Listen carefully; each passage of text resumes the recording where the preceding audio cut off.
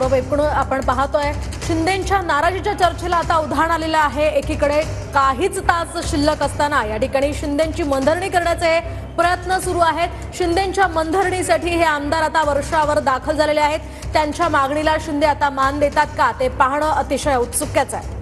तर शिंदेंना डावलून कोणी काही करणार असेल तर ते सहन केलं जाणार नाही अशी भूमिका उदय सामंत यांनी काही वेळापूर्वी बोलून दाखवली होती। कालच्या पत्रकार परिषदेत एकनाथ शिंदे।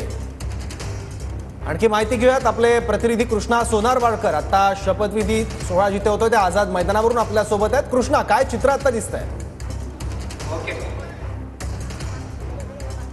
सौरभ, आपण पाहतो की महायुतीच्या शपथविधी सोहळ्याची तयारी पूर्ण झालेली आहे। पाठीमागच्या बाजूला आपण पाहतो की भव्य असा मुख्य स्टेज उभारण्यात आलेला आहे, ज्या स्टेजवरती पाठीमागच्या बाजूला LED स्क्रीनवरती पंतप्रधान नरेंद्र मोदींचा यांचा मोठा फोटो पाहायला मिळतो आहे। देवेंद्र फडणवीस हे मुख्यमंत्री पदाची शपथ घेणार आहेत, त्यामुळे या तीन महायुतीच्या नेत्यांच्या मध्यभागी अगदी त्यांचा फोटो पाहायला मिळतो आणि बाजूलाच अजित पवार आणि एकनाथ शिंदे यांचा सुद्धा फोटो पाहायला मिळतो आहे। या संपूर्ण परिसरामध्ये जे मंडप उभारण्यात आलेले आहेत त्या मंडपांना सुद्धा कुठेतरी भगव्या रंगाची छटा पाहायला मिळते आहे आणि हिंदुत्वाचा रंग भगवा त्याच मुद्द्याच्या आधारे ही सजावट आणि अशा पद्धतीची तयारी करण्यात आली असल्याचं भाजपच्या नेत्यांकडून सांगण्यात येत आहे, महायुतीच्या नेत्यांकडून सांगण्यात येत आहे। मंडपातली दृश्य जर पाहिली तर या संपूर्ण मंडपात ठिकठिकाणी महापुरुषांचे कटआउट्स पाहायला मिळत आहेत, त्याचबरोबर दिवंगत नेत्यांचे कटआउट्स पाहायला मिळत आहेत आणि पंतप्रधान नरेंद्र मोदी असतील किंवा गृहमंत्री अमित शहा यांचे सुद्धा कटआउट्स हे ठिकठिकाणी पाहायला मिळत आहेत। स्टेजच्या अगदी उजव्या बाजूला आणखी एक छोटा स्टेज उभारण्यात आलेला आहे, जिथे देशभरातून निमंत्रित करण्यात आलेले जे काही साधू संत महंत आणि काही प्रमुख नेते जे आहेत त्यांचं आसन व्यवस्था करण्यात आलेली आहे आणि अगदी स्टेजच्या मुख्य भागामध्ये पहिल्या जो काही स्टेजच्या समोरचा भाग आहे तिथे वेगवेगळ्या क्षेत्रातील जे काही मान्यवर आहेत त्यांना बसण्याची आसन व्यवस्था करण्यात आलेली आहे।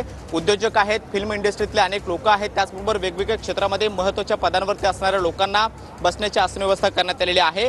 विरोधी पक्षातील काही नेत्यांना सुद्धा तिथे बसण्याची व्यवस्था स्टेजच्या अगदी समोरच करण्यात आलेली आहे। मात्र हा संपूर्ण परिसर पूर्णपणे भगवामय झाल्याचं पाहायला मिळतं आहे।